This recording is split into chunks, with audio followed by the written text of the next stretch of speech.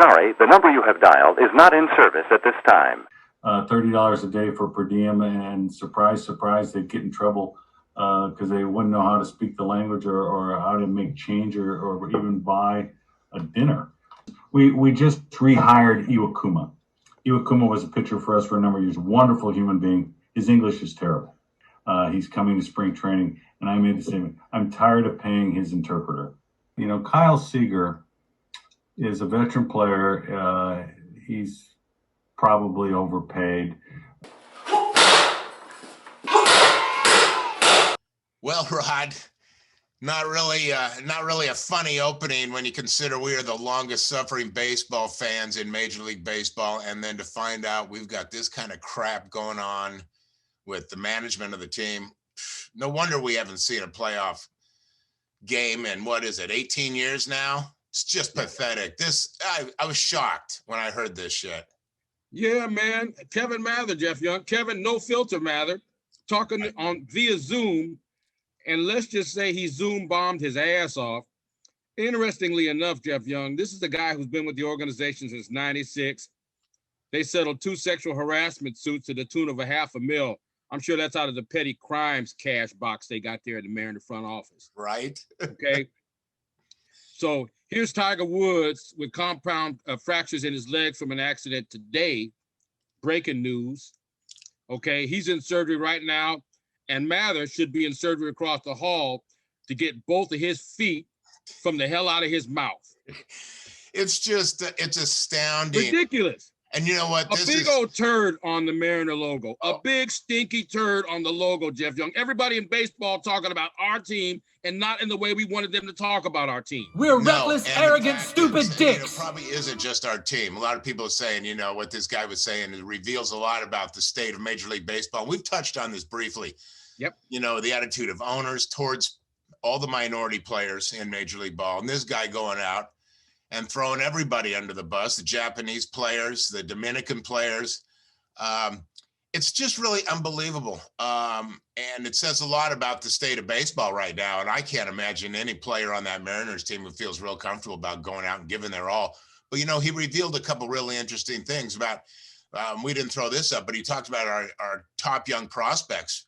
He has no plan. Yeah, well, now he's out, but there were no plans on letting them see the field for a couple more seasons so they could keep them under that service contract. Yeah, well, that's what he wanted to do with Koleknik, who can't wait, by the way. They offered him a long-term deal.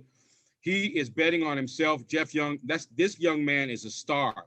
The Mets fans were absolutely butthurt about him being thrown in on that deal where we sent Robinson, Cano, and Sugar back to the Mets. Okay? Oh, yeah. So this, nothing but potential. And nothing but great international players who have been insulted by this clown. I'm telling you, a clown. It's unbelievable why he has stuck around this long. Like you said, the previous transgressions. This Mariners franchise has better look at itself in the mirror. We better break some new ground as far as hiring a new CEO of this team. And I'll tell you, I was astounded. This idiot threw everybody in the organization under the bus. I was surprised that he didn't call out the Mariner Moose for not shaving his legs. You know, the only thing that was missing at the end of that Zoom call, Jeff Young, because he was talking to his people in Bellevue, he figured he had a captive audience. Oh, yeah. We can all talk. We can talk amongst ourselves now. And I'm surprised at the end of the Zoom that Edith Bunker didn't come in and say, "Did you want another beer, Archie?" Are you kidding me? Ridiculous, Jeff Young. But let's move on to the NBA, man. Let's move on. We can't pile on him too much. Let's move on to the NBA. No, and you mentioned Tiger. Prayers for Tiger Woods. Big prayers up, Jeff Young. Prayers up for Tiger, man. This is so crazy. Yeah. You know, just when everything has come back together. He's gotten his life together. He's got a whole new attitude, and he's like a kinder, gentler Tiger now. And this just sucks. This is just bad news. Let's get on to something a little bit crazier. How about the NBA going on? So this last weekend, Jamal Murray for the Nuggets and Joel Embiid. Am I pronouncing his name right? Embiid. They both scored a career high 50 points on the same night, which was impressive. They're both fantastic players, but Jamal Murray for the Nuggets, this is the craziest stat. He's the first player in NBA history to score 50 points without ever going to the free throw line. He didn't need to, Jeff Young. He was filling it up from all over the court. Exactly. Okay. You look at these clips of him. Nobody was even able to get close before he released that ball. Nothing but net all night. Good for him, man. He's going to be special. He's special. He's special. And I'll tell you what, we both know, Jeff Young, the Lakers are listing to port without AD right now and Schroeder. And it's the Jazz and the Suns and probably the Clippers in the West. Yeah. And let's face it, it's the way new and improved and retooled New Jersey Nets and Joel Embiid's 76ers in the East. There's no question about it. The Nets have finally figured all their positions out, and they're dangerous. 76ers are dangerous. Embiid's playing best ball of his career. Right now, look at the Phoenix Suns. They haven't sniffed the playoffs in like forever. And right now, Chris Paul has got this team. Who wants to play them? They are, I don't know how many straight they've won, but they're knocking off the big guns. And the West is dangerous. There are 4 or 5 teams right now in the West that could win it all. Unfortunately, my Nuggets are struggling a little bit. They're trying to find their roles. Lakers are going to be in big trouble if they can't figure out what to do without AD. But right now, the Jazz and the Suns look to me like the teams to beat in the West. Yeah. Utah, very scary. Very Barkley's got to be pleased that finally can talk about his Phoenix Suns again without talking about how bad they've been. That's terrible. Hey, we're going to have to say goodbye to an old familiar friend that I know you know personally, John Clayton, the professor, known to fans across the country on ESPN, but he's made his home up here in Seattle for a number of years and has been a familiar face on our local scene. He's going to 104.3 The Fan in Denver, a station I know very well. And the Denver fans are going to enjoy listening to Clayton talk about their he's going to be the Bronco beat writer, man. He's going to cover the Broncos like he covered the Seahawks, like he covered the NFL, like he's always covered the NFL. Right. And he's very knowledgeable. So congratulations to the professor. And I bet he's excited. He could be sitting on the next biggest story in the NFL, and that is, are the Broncos going to get Deshaun Watson? A lot of talk right now. And a lot of people are saying they seem to have the inside track and the draft space, the cap space and everything else to maybe pull off a huge deal. God knows John Elway wants a quarterback so bad. We'll have to see. Should be interesting. They need to free that brother in Houston, Jeff Young. Yeah, they do. Free Deshaun Watson. Please free Deshaun Watson. But listen. What a horrible franchise. Real quick, what a horrible franchise Houston has turned out. Horrible, Jeff Young. A train wreck of a franchise. Every player wants out of there. Every player. Terrible. Yeah. Terrible.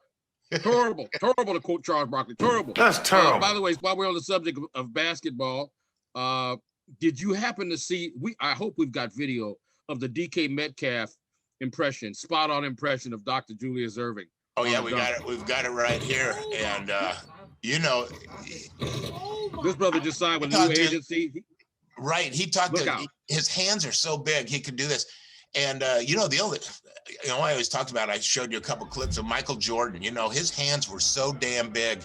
He could hold that basketball and fake people out with just one hand on it. And DK looks like he's got the same ability with that. But it's kind of funny. We've heard some talk, about NBA players possibly playing in the NFL and vice versa. Well, DK Metcalf definitely looks like he could play in the NBA. And then we heard last week that in some news story we were reading that LeBron James said the Seahawks reached out to him during the NBA lockout in 2011 and invited him to camp. And he was so bold as to say, if I had gone, I would have made the team. Well, with those huge hands, he could have been one hell of a tight end. I don't think there's any question. But we both know how he likes to flop, Jeff Young. And guess what? We both know. When you run into Quandre Diggs after you've run a crossing pattern and you get cracked, okay? And maybe you get cracked from two sides. Maybe you got Diggs and maybe you got Reed. Oh, yeah. Okay? Cracking you, man. There's a difference between flopping in the NBA and flopping in the NFL. When you flop in the NFL, you're flopping around on the turf like a fish. When you flop in the NFL, Jeff Young, you are going to the tent. Look at all these crazy, and the Russell Wilson talk still continues. Over a third of the teams in the NFL have inquired about getting Russell. And some of the analysts have pegged the starting asking price at 3 first-round draft picks. Come on, man. Why are they wasting their time? We're not letting Russell go. And No, we can't do that. We can't do that. And what I know, and I think you know it as well, is we're going to lose some chips. We're going to lose some pieces, man. Chris Carson has unfriended all of his Seahawk players, friends, buddies on social media. And was it you telling me that he's headed probably to Buffalo? Well, there's talk that the Bills are real interested, and he's interested in checking them out. That's such a drag. I love Chris Carson. Me too. He's a Seahawk. He runs the way Seahawk running backs have always run. And God, I just hope they can figure out how to get something done. He's still young and powerful and got a lot going on. And in the same breath, I read where they're starting to throw around the name Leonard Fournette, leaving Tampa Bay with his Super Bowl ring and coming to Seahawks land. So a lot of crazy speculation right now. We're going to have a little clearer picture in the next couple of weeks of what's going on as, they're going to start, the NFL is going to start back up here pretty soon. And we'll have the free draft agency coming up here quick. Free agency coming up quick. So speaking of crazy, how about Jasmine Harrison, Jeff Young, this 21-year-old woman from England who rode across the Atlantic, man. She rode 3,000 miles from Spain to Antigua. And believe me when I say this, that's not a bad spot to land, Antigua. No, but what an incredible feat. Congratulations for her, 21 years old, 21 years old. Across the Atlantic, which is even more remarkable when you consider Brady needed help just getting off his boat to shore, and he was only 20 feet out.